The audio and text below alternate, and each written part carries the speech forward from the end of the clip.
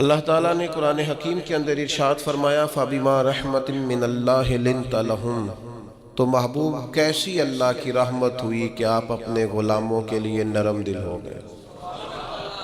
یہ جو آپ کے مزاج میں کرم آیا، رحمت آئی، آپ اپنے غلاموں کے حق میں اس قدر زیادہ نرم ہوئے، یہ اللہ کا خاص انعام ہے امت کے لیے۔ محبوب کیسی اللہ کی مہربانی ہوئی کہ آپ ان کے لیے نرم دل ہو گئے۔ وَلَوْ كُنْتَ فَظًّا غَلِيظَ الْقَلْبِ، اگر آپ تند مزاج اور سخت دل ہوتے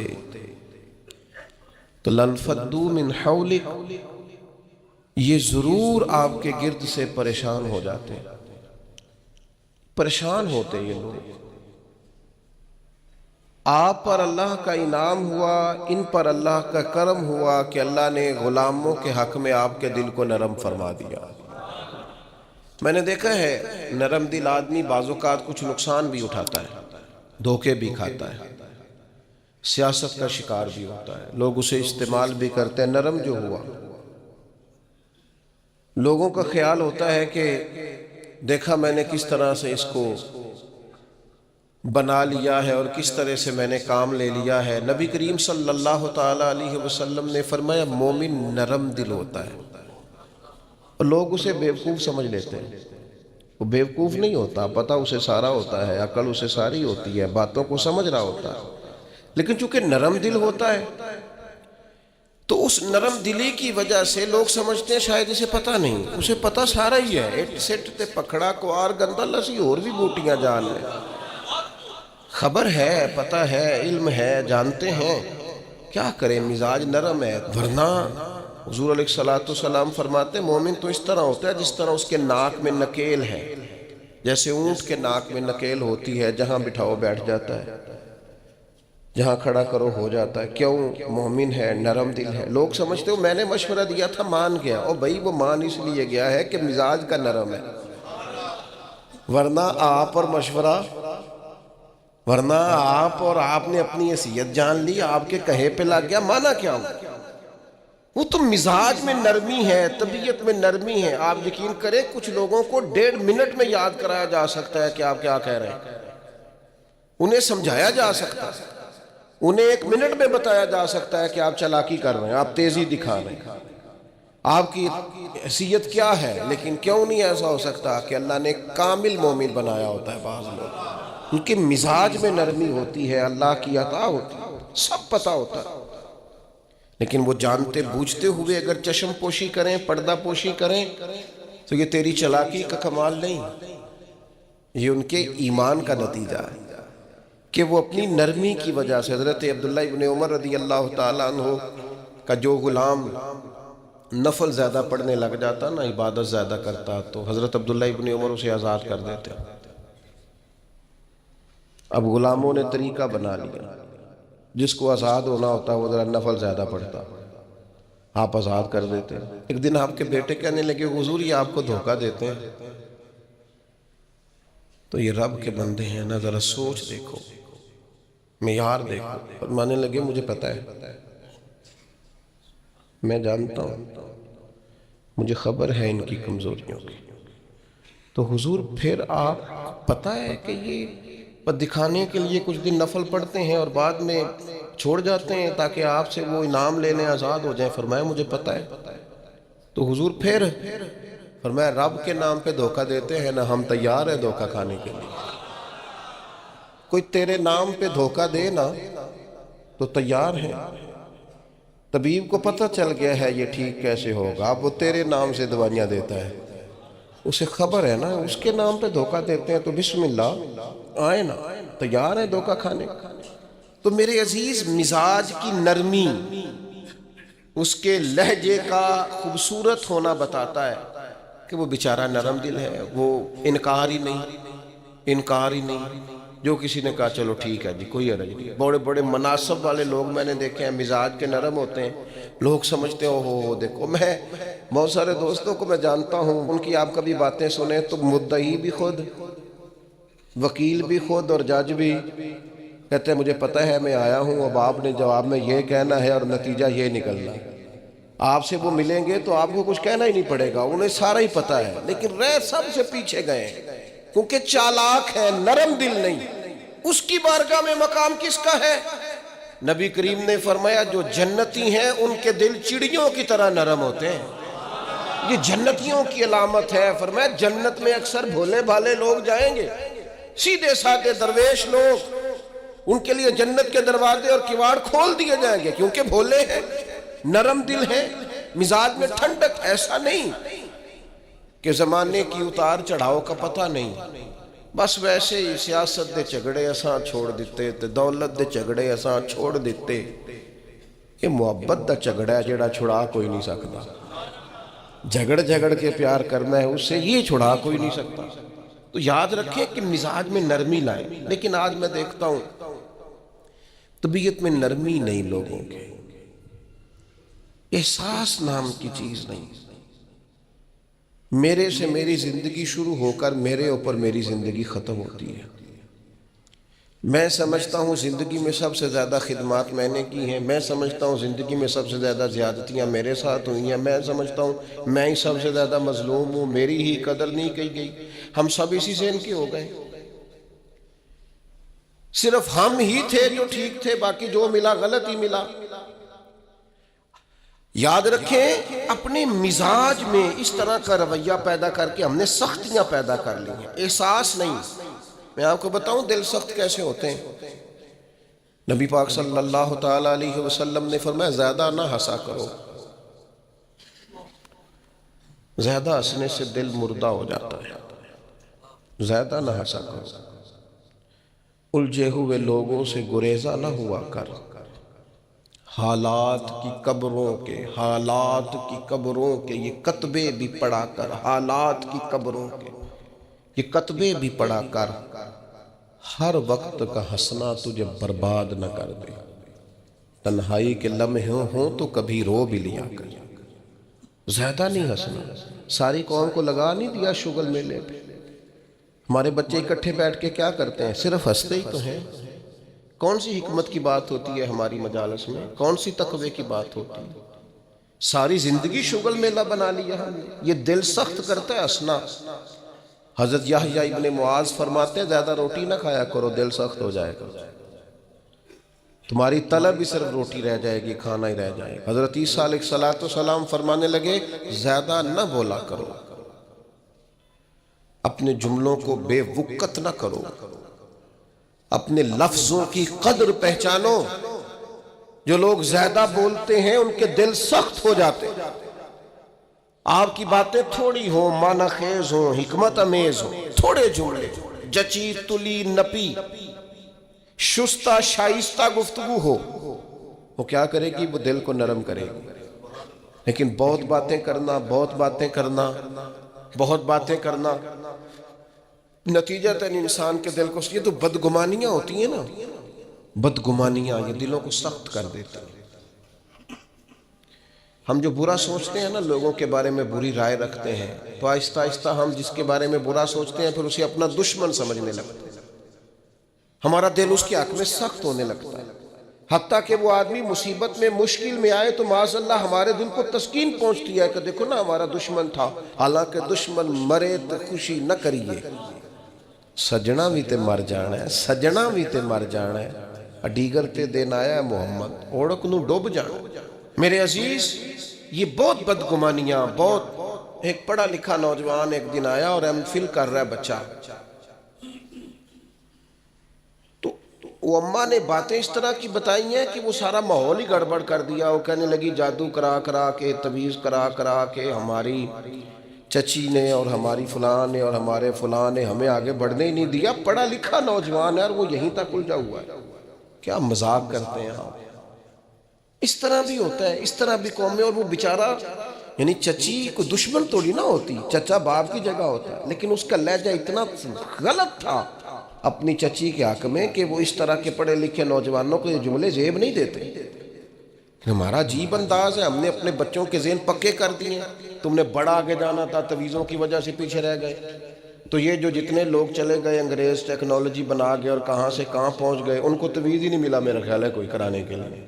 وہ نکل گئے آگے اور ان کو تویز ہوتے رہے. کیا مطلب آپ قوم کو کہاں کھڑا کرنا چاہتے؟ بدگمانیاں، دل سخت ایک دوسرے کے لیے. مہربانی کریں ذرا تھوڑا سا واپس آئیں اپنی اصل زندگی میں، جو اسلام نے سکھایا ہے اس پر غور کریں۔ یہ جو غیبت ہوتی ہے نا، چگلی سے بھی دل سخت ہوتا ہے۔ آپ کا خیال ہوتا ہے میں نے تو کچھ بھی نہیں کیا، کسی کے خلاف تھوڑی سی بات کی ہے، وہ جس کے خلاف آپ نے تھوڑی سی بات کی ہے نا، جس کے سامنے کیا اس کا دل ہو گیا سخت، اس کے دل میں اس کے بارے میں گھٹن پیدا ہو گئی ہے، وہ کبھی نرم نہیں ہوگا۔ کیوں غیبت کو اتنا زیادہ سخت ناپسند کیا گیا؟ فرمایا غیبت کرنے والا جنت میں نہیں جائے گا۔ غیبت تو زنا سے بھی زیادہ گندی چیز کا نام ہے۔ کیوں اتنا زیادہ ناپسند کیا دین نے؟ اس لیے کیا کہ یہ دلوں کو سخت کرتی ہے، محبتوں کی مخالف ہے، انسان کی طبیعت ایک دوسرے سے دور ہو جاتی ہے۔ لیکن ہمیں تو مطلب 2 4 5 بندوں کی غیبت کریں نا تو گپ شپ کا مزہ ہی نہیں آتا۔ تھوڑا سا واپس آئیں، اپنی روحانی زندگی کی طرف آئیں، للہیت کی طرف آئیں، خیر دیکھیں، خیر کتنی ہے اس امت۔ غیبت کرنے سے ہمیشہ طبیعتیں سخت ہوتی ہیں، بندہ ایک دوسرے سے دور ہوتا ہے۔ اور آپ کسی کے بارے میں خیر کا جملہ کہیں، جس وقت آپ جملہ کہہ رہے ہوتے ہیں اسی وقت ہی اس بندے کی محبت دل میں جگہ پکڑ رہی ہوتی ہے، اسی وقت ہی وہ جگہ پکڑتی ہے جب آپ کسی کی تعریف کرتے ہیں، عمدہ اور خیر کے لفظ بولتے ہیں۔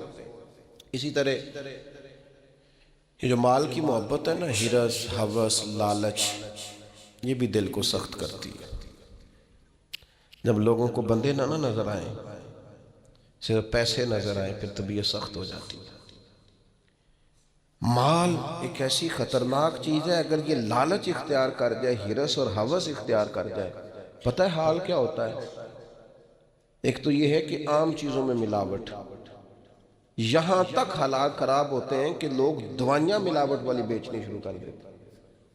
ان کو پتہ ہے میں زندگیوں سے کھیل رہا ہوں معاذ اللہ، لیکن وہ کتنا کچھ سخت آدمی، اس کا دل کتنا کچھ سخت ہے کہ وہ لوگوں کی صحت سے کھیل کر مال کما رہا ہے۔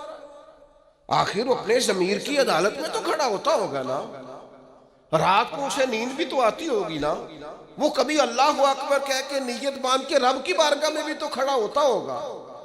کیسے جواب دے گا اللہ کے حضور؟ اپنے آپ کو کیسے مطمئن کرے گا؟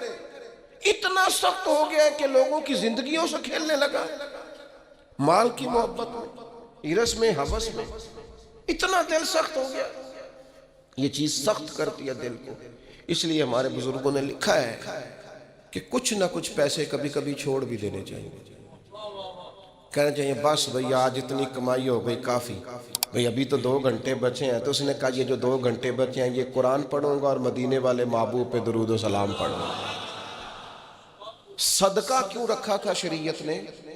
زکوٰۃ کیوں رکھی تھی؟ اللہ کے بندے ہیں، اللہ اپنے بندوں کی اپنے فضل سے ان کو رزق دیتا ہے، لیکن کیوں رکھا تھا صدقہ؟ کہ یہ مال نکل کے ذرا باہر جائے تاکہ یہ جگہ نہ پکڑے دل میں، تاکہ دوسروں کے حق میں طبیعت نرم ہو۔ لیکن آپ دیکھ لیں جہاں جہاں مال کی محبت آئی ہے، جہاں جہاں مال کا پیار آیا، وہاں حالات اور سے اور ہو گئے، خراب سے خراب ہو گئے، بد سے بدتر ہو گئے۔ اور پھر ہمارے بزرگوں نے لکھا کہ یہ جو اقتدار ہوتا ہے اس میں بھی بہت سخت ہو جاتے ہیں لوگ۔ چلے دعا مانگنے لگا ہوں، آمین کہنا، اللہ کرے میری قوم جاگ جائے، آمین تو کہتے ہیں۔ میں پہلے بھی کہتا رہتا ہوں، پھر کہہ رہا ہوں، کبھی آپ سوچیں گے، ایک وقت آئے گا کہ سوچیں گے بھلا ہم کیا کہا کرتے تھے۔ ہم اس دور میں تبلیغ کر رہے ہیں جس دور میں سوتوں کو نہیں جگانا پڑتا۔ ہماری مشکل یہ ہے کہ ہمیں جاگتوں کو جگانا پڑتا، جاگتے لوگوں کو جنہیں سارا پتہ ہے، شعور ہے، عقل ہے، ان کو جگانا پڑتا۔ ہم زیادہ مشکل میں۔ میرے عزیز، اقتدار کی جنگ لوگوں کو سخت کر دیتی ہے، یہ یاد رکھنا۔ کرسی پر پہنچنے کے لیے لوگ کچھ نہیں دیکھتے۔ اقتدار کی خاطر لوگوں نے حد نہیں کر دی دنیا کو قتل کرنے والی۔ بمب مارتے وقت سوچا کبھی انہوں نے کہ کتنی ماؤں کی گود اجڑے گی، کتنے بچے یتیم ہوں گے، کتنی عورتوں کا سہاگ اجڑے گا؟ انہیں غرض نہیں تھی، وہ تہ و بالا کرتے گئے بستیوں کو، اجاڑتے گئے آبادیوں کو۔ خدا کرے کہ یہ قوم سمجھے، اقتدار کے لیے لوگوں نے، بیٹے نے باپ کو قید کر دیا، باپ کو، کہ میری باری نہیں آنے دیتا. پڑھیں آپ تاریخ اٹھا کر. اقتدار کی خاطر بھائی نے بھائی کو قتل کیا کہ یہ میرے رستے کی رکاوٹ بن رہا. آپ کیا سمجھتے ہیں کہ استعمال نہیں کیا جاتا آپ کو اور ہمیں؟ لوگوں نے اپنے رستے میں آنے والے سگے خون کے رشتے کاٹ کے رکھے. اتنے سخت ہو گئے لوگ. صرف اقتدار چاہیے تھا.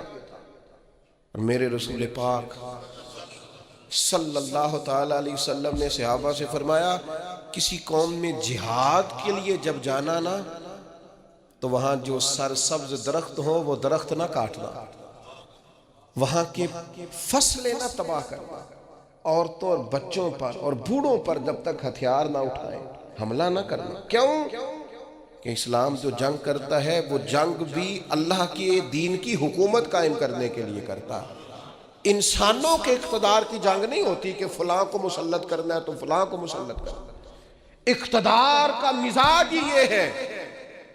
حکومت ہی کر رہا تھا نا ہلاکو خان, ایک کرسی چاہیے تھی نا, تو دجلہ کی نہر کا اس نے یہ حال کر دیا تھا کہ لوگ جو وہاں جاتے تھے وہ کہتے تھے ہمیں لگتا تھا یہ پانی نہیں بہتا خون بہتا ہے دریائے دجلہ میں.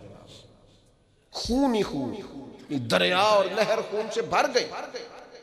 اور انسان کی کھوپڑیاں کاٹ کے, یہ ہم نے بھی یہاں مینار بنایا ہے تو ایک ترتیب ہے کہ اتنا اونچا مینار چلا گیا. انسانوں کی کھوپڑیاں کاٹ کے اس نے کہا ان کا مینار بناؤ. کیوں؟ مجھے حکومت کرنی. لوگوں کے دلوں میں روب ڈلے گا, نہ سمجھ آئے تمہیں, اور ابھی بھی خبر نہ پتا چلے کہ لوگ اقتدار کے لیے کیا کرتے ہیں. آؤ پھر تمہیں دمشق کے بازار میں لے چلوں. حسین ابن علی کا سر نور. آج اگر سب کو پتا ہے کہ یہ جنتی جوانوں کے سردار ہیں تو شمر کو نہیں پتا تھا, عبید اللہ ابن زیاد کو نہیں پتا تھا, یزید کو نہیں پتا تھا, لیکن حسین ابن علی کا سر انور نیزے کی نوک پہ چڑھ گیا اور دمشق کی گلیوں میں وہ پھرایا گیا. کیا چاہیے تمہیں؟ تم نے اولاد رسول ہی ساری شہید کر دی, حضور کے جگر پارے تڑپا دیے. آخر کیا چاہیے تھا؟ تو پلٹ کے دیکھ لو تو جنگ کرسیوں کی نکلی. کسی کو کوفے کی گورنری چاہیے تھی, کسی کو رے کی حکومت چاہیے تھی, کسی کو حمص کا صوبہ چاہیے تھا, کسی کو دمشق کی حکومت چاہیے تھی, کوئی پورا اقتدار چاہتا تھا. اقتدار کے اس نشے میں تو رسول اللہ کی اولاد آئے تو لوگ نہیں دیکھتے, تو تیرے میرے بچوں کو دیکھیں گے, ہماری اولادوں کو دیکھیں گے. پتہ نہیں کب شعور کی آنکھیں کھولو گے, پتہ نہیں کب سوچو گے, کب سمجھو گے, کس وقت چیزوں پر غور کرو گے. اقتدار کی جنگ میں تو وہ لوگ آئے نا جو رسول اللہ کے کندھوں پہ نظر آتے تھے تو لوگ انہیں بھی نیزوں کی نوک پہ کھڑا کر دیتے, اتنے سخت ہو جاتے. خدا را مزاج سمجھو, مزاج کیا ہے. لیکن وہ ہم پتہ نہیں کس خواب غفلت کا شکار ہیں. اللہ جانے کہاں جا کے آنکھ کھلے گی, اللہ جانے کہاں جا کے ہوش آئے گی, کہاں جا کے سمجھ آئے گی. خدا را چیزوں کو لیں ضرور, لیکن ان کو اس حد تک لیں جس حد تک وہ ہیں, جس حد تک نہیں ہیں اس حد تک نہ جائیں. اتنے جذباتی نہ ہو ان معاملات کے, ایک دوسرے کو سمجھیں, غور کریں. اور پھر جس بندے میں بھی تکبر ہوتا ہے وہ سخت دل ہوتا ہے, جس میں بھی برادری کا تکبر ہو کہ میں چودھری صاحب ہوتا ہوں وہ بھی ڈاڈا ہے, علاقے کا تعصب ہو اس کے اندر کہ میں فلاں علاقے کا ہوں تو وہ بھی سخت ہے, علم کا تکبر آ جائے وہ بھی سخت ہے. اس کو یہ پتا ہو کہ میری بڑی پذیرائی ہے اور مجھے بڑی دنیا جانتی ہے اور میں بیٹھ جاؤں تو پھر بھی بڑی بات رش ہوتا ہے, اور میں چلوں تو وہاں بھی اللہ ماشاءاللہ خدا معاف کرے تکبر آتا ہے. کوئی بھی ایسی چیز جو دماغ پہ سوار ہو جائے وہ متکبر کرتی ہے انسان. یہ چیزیں اپنے سے جیسے جیسے دور کریں گے ویسے ویسے عاجزی نصیب ہوگی, اور جیسے جیسے عاجزی نصیب ہوگی ویسے ویسے دل نرم ہوگا, اور جیسے جیسے دل نرم ہوگا رب کی مخلوق کا پیار بھی آئے گا, رسول اللہ کے دروازے کی گدائی بھی آئے گی. اور ایک بات اور ہمارے بزرگوں نے لکھی ہے کہ جو مفادات کی جنگ ہوتی ہے نا, مفادات کی جنگ وہ بھی دل کو سخت کرتی ہے. مفادات کی جنگ. مجھے بتائیے جتنے لوگ کسی مارکیٹ میں کاروبار کر رہے ہوتے ہیں, ہمارے ملک میں سارے مسلمان ہی ہوتے ہیں, ہمارے جاننے والے ہی ہوتے ہیں نا. تو معاذ اللہ تعالیٰ ثم معاذ اللہ ایک پر اگر قرض چڑھ جائے، ڈوب جائے، پریشان ہو جائے، تو اس کے دائیں بائیں والے جو خوش ہو رہے ہوتے ہیں کس طرح ہو رہے ہوتے ہیں؟ دل سخت ہو گیا ہے.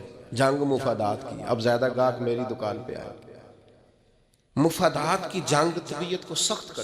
جہاں جہاں بھی انسان کا مفاد وابستہ ہوتا ہے وہاں. میں عرب شریف میں تھا تو ایک دوست مسجد نبوی شریف میں ملے اور بڑے درد سے روئے، بڑی تکلیف میں تھے.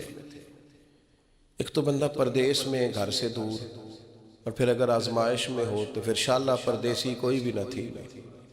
کک جنا تو پارے تو تاڑی مار اڑانا باہو اچھی تے اگے ہی اڈن آ رہے. وہ کہنے لگے ہمارا سپروائزر لاہور کا ہے، پاکستانی ہے، مسلمان ہے، اپنا ہے، اور جس شخص کے پاس ہم کام کرتے ہیں وہ صرف اپنے آپ کو گڈ بک میں رکھنے کے لیے نا ہماری غیبتیں کرتا ہے. وہ جب کہتا ہے نا یہ 10-15 لوگ تیرے وفادار نہیں، تو اب جو مالک ہے عربی اس کی نظر میں وہ بھلا ہو جاتا ہے. کہتا ہے کچھ بھی ایسا نہیں ہے، لیکن یعنی اس کو ضرورت بھی نہیں. ہم مزدوری کا کام کرتے ہیں، وہ ظاہر آفیسر ہے ہمارا، اس نے مزدوری نہیں کرنی. وہ کیا کرتا ہے؟ وہ صرف اس کی گڈ بک میں نا اپنا تھوڑا سا نفع لینے کے لیے وہ سب مزدوروں کے ساتھ زیادتی کرواتا ہے. وہ کہتا ہے ایسے لوگ بھی تھے جو بیچارے گھر سے اپنا پلاٹ بیچ کے آئے، لیکن ان کی نظر ہو گئے، واپس جانا پڑا. وہ بیچارے صبح تلاش کرنے آئے تھے لیکن مزید اندھیرے میں الجھ گئے. ایک بندے کے مفادات کی جنگ لڑنے کی وجہ سے. ہم مفادات کی جنگ لڑتے ہیں، ہماری طبیعتیں سخت ہو جاتی ہیں، ہم پیار نہیں کرتے. حالانکہ دنیا میں جس قدر بھی لوگوں نے ترقی کی ہے وہ اس طرح کی ہے کہ ایک دوسرے کا بازو تھاما، سپورٹ کیا ہے، ایک دوسرے کو آگے لے کے چلے. ان کا طریقہ ہے کہ وہ کہتے ہیں آؤ ملو، ایک دوسرے کو تھامتے ہیں تاکہ سب کو آگے لے کے چلتے ہیں. کیا کیا تھا نبی کریم علیہ السلام نے ہجرت مدینہ کے وقت؟ فرمایا انصار اور مہاجرین ذرا بھائی بھائی بن جاؤ، ذرا ایک دوسرے کو کاروباروں میں شریک کر لو، اپنے گھروں میں رہائش دے لو. اس لیے کہ کھانا پینا رہنا مضبوط ہوگا تو تبلیغی کام آگے چلے گا، دین بھی تبھی تو پھیلے گا. کہ ہمارا مزاج اتنا سخت ہو گیا ہے، طبیعت اتنی سخت ہو. میں نے پہلے بھی ایک دفعہ کہا تھا، پھر کہتا ہوں، میں نے یہ دور دیکھا ہے. یتیم ہو جاتے ہیں نا کسی کے بچے، تو 2-3 مہینے لوگ آ کے پوچھتے ہیں کوئی حکم ہوا ہے تو دسیا جائے. پھر 4-5 مہینے گزرتے ہیں، کہتے 4 بھرا نے کام کیوں نہیں کرتے؟ محنت کرن نہ نالے کوئی ابا ہے جی تیرے اندر ٹر گیا، بڑا کو چھڑ کے گیا ہے. لوگوں کی اسی وقت طبیعت سخت ہو جاتی ہے. اور بعض باتیں آپ کو ایسی بھی سننی پڑتی ہیں کہ وہ کلیجہ کاٹ کے لے جاتی ہیں کہ یار یہ تو بات ہی نہیں تھی جو انہوں نے کر دی. وہ جی فلانی جگہ فلاں پلاٹ تھا، وہ کدھر گیا؟ وہ سنا ہے فلاں جگہ. اچھا بہت ساری ڈھیر ساری ایسی باتیں دنیا میں عام ہوتی ہیں جن کا سرے سے کوئی وجود ہی نہیں ہوتا، اور کسی کو وہ بات کرنے. دیکھیں اگر کسی کے بچے کو پلاٹ بیچتے ہیں تو پلاٹ ابے کا تھا. آپ ڈسکس کس لحاظ سے کر رہے ہیں بھائی؟ آپ کس لحاظ سے کر رہے ہیں؟ تکلیف پہنچائی جاتی ہے. کیوں؟ دل سخت ہے. حالانکہ رسول پاک علیہ السلام کی بارگاہ میں حاضر ہو کے ایک شخص نے کہا تھا حضور دل بڑا ڈاڈا ہو گیا، اور صحابہ محسوس کرتے تھے، صحابہ اس بیماری کو سمجھتے تھے. یا رسول اللہ دل سخت ہو گیا، کیا کروں؟ فرمایا کوئی یتیم ملے تو اس کے سر پہ ہاتھ پھیرا کر، اللہ تیرے دل کو نرمی عطا فرمائے. یتیموں کے سروں پہ ہاتھ رکھا کر، قلب نرم ہو، دل نرم ہو. دیکھیں اللہ تعالیٰ نے حضور کو حوصلے کا پہاڑ بنایا. نبی پاک علیہ السلام فرماتے ہیں سب سے زیادہ مشکلات مجھ پہ آئیں، لیکن جو رقت تھی نا حضور کی طبیعت میں، جو نرمی تھی، وہ اتنی انوکھی تھی. حضرت زید بن حارثہ رضی اللہ تعالیٰ عنہ شہید ہو گئے جنگ موتا میں. نبی کریم علیہ السلام ان کے گھر آئے. حضور صبر کا درس دینے والے. 500 کے قریب کم و بیش احادیث و آثار آپ کو ملیں گے صبر کے عنوان پر. 100 کے لگ بھگ آیات ملیں گے. حضور صبر کا درس دینے والے. لیکن کریم ان کے گھر گئے، ان کی بیٹی سرکار کے سامنے حاضر ہوئی تو بیٹی باپ کی یاد میں رو پڑی. حضرت سعد بن عبادہ کہتے ہیں میں بھی حاضر تھا، بیٹی روئی تو حضور بھی رو پڑے. میں نے عرض کی حضور آپ بھی روتے ہیں؟ یہ آنسو آپ کے بھی نکل آئے؟ تو حضور فرمانے لگے یہ ایک محبت کرنے والے کا ایک محبت کرنے والے کے لیے اظہار محبت ہے۔ یہ جو آنسوؤں کا نکل آنا، یہ جو دل کا نہ، بلکہ حضرت سعد ابن عبادہ ایک دفعہ بیمار ہو گئے تھے، تو نبی کریم ان کو بیماری میں دیکھنے گئے تو ان کو بیمار دیکھ کے حضور رو پڑے۔ یار یہ حالت ہو گئی ہے اس کی، یہ نرم دلی نبی کریم کی، رقت قلبی، حضور کے قلب اطہر پر جو نرمی ہے، سخت نہ ہو، ڈاڈی زندگی نہ گزارو۔ اشداء علی الکفار، کافر کے لیے سخت ہوں گے، رحماء بینہم، آپس میں تو مہربان رہ کے وقت گزارنا۔ اپنے اپنے دل سے پوچھو، بڑے ٹیسٹ کراتے ہو، بڑی ایکو کراتے ہو اور بڑے کچھ کراتے پھرتے ہو، کبھی کبھی یہ بھی دیکھا کرو ڈاڈا کتنا ہو گیا، معاف کیوں نہیں کرتا، اسے پیار کیوں نہیں آتا، اسے رونا کیوں نہیں آتا، اس میں درد کیوں نہیں پیدا ہوتا۔ یہ بھی تھوڑا سا دیکھا کرو کہ اس کا معیار اس حوالے سے اتنا سخت کیوں ہو گیا ہے، اس میں نرمی نہیں آتی، کسی کے لیے تڑپتا ہی نہیں، وہ بھی کوئی دل ہے کہ دل ہو اور تڑپ ہی نہ ہو۔ اپنی طبیعت پر غور کریں، مزاجن سخت نہ بنے، تلخ نہ بنے، کسی کے بارے میں بھی سوچیں، کسی اور کا بھی احساس کریں، کسی اور کے بارے میں بھی غور کریں۔ آپ کا دل کسی کے لیے بھی دھڑکنا چاہیے، اپنی ذات سے شروع ہو کے اور اپنی ہی ذات پر چیزوں کو ختم کر لینا، یہ کیا دانش مندی ہے؟ عزیز کہیں تو نرم ہونا، کہیں تو مہربانی کرنا۔ نبی پاک علیہ السلام نے منع فرمایا، جانور کے منہ پہ نہ مارنا، جانور کو باندھ کے نہ مارنا۔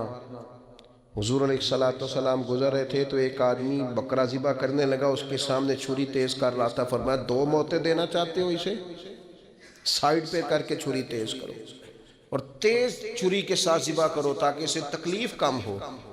تو جو دین آپ کو کہتا ہے جانوروں سے بھی حسن سلوک کریں، وہ اگر مزاج اس طرح کا بنا لیں گے نا، میں دوستوں سے کہا کرتا ہوں، ہمارے بچے ان سے پوچھے نا بڑے ہو کے کیا بنیں گے، وہ کہتے ہیں میں نے ڈاکٹر بننا ہے اور مخلوق کی خدمت کرنی ہے۔ پھر وہ ڈاکٹر تو بن جاتے ہیں پر اگلا لفظ بھول جاتے ہیں، پھر وہ کہتے ہیں میرے پیسے بڑے لگے ہیں ڈاکٹر بنن، پہلے وہ وصول کروں گا۔ نیا نیا ایس ایچ او بھرتی ہوتا ہے، وہ کہتا ہے میں پولیس میں جاؤں گا، آفیسر بنوں گا، پھر میں انصاف کروں گا، پھر وہ پولیس میں تو چلا جاتا ہے، لیکن اسے یاد آ جاتا ہے کہ جی لوگ تو جھوٹے پرچے بڑے کٹواتے ہیں، جی آپ چھوڑیں، آپ نے یہ شرط رکھنی تھی پہلے دعویٰ کرتے وقت، آپ اگر لوگوں کو دیکھ کے نیکی کریں گے پھر تو گئے کام سے، نیکی تو جب بھی کرنی ہے رب رسول کی بارگاہ کو پیش نظر رکھ کے کرنی ہے، اللہ کی رضا کے لیے کام کرنا ہے، لیکن وہ مزاج ہی نہیں، وہ ہماری طبیعت ہی نہیں۔ میں آپ سے عرض کرتا ہوں صرف اور صرف دلوں کو نرم کرنے کی طرف توجہ دیں، احساس اگر پیدا ہو جائے نا، احساس، تو پھر معاملات بڑے بہتر رہتے ہیں۔ مشکلات آتی ہیں لیکن دل کو سخت نہیں کرنا، طبیعت کو کبھی بھی گھٹن والا نہیں بنانا، دل نرم ہونا چاہیے، ٹھنڈا ہونا چاہیے۔ اقبال کہنے لگے دل بیدار پیدا کر، دل بیدار پیدا کر، کہ دل خوابیدہ ہے جب تک، نہ تیری ضرب ہے کاری نہ میری ضرب ہے کاری۔ اور پھر اقبال فرمانے لگے دل بینا بھی کر خدا سے طلب، آنکھ کا نور دل کا نور نہیں، کہتے تو آنکھوں سے تو دیکھتا ہے پر تیرا دل اندھا ہے، اگر دل کی آنکھوں سے دیکھے گا تو پھر تجھے لوگوں کے درد کا احساس ہوگا۔ دل بینا بھی کر، دیکھنے والا دل پیدا کر، دل بینا بھی کر خدا سے طلب، آنکھ کا نور دل کا نور نہیں۔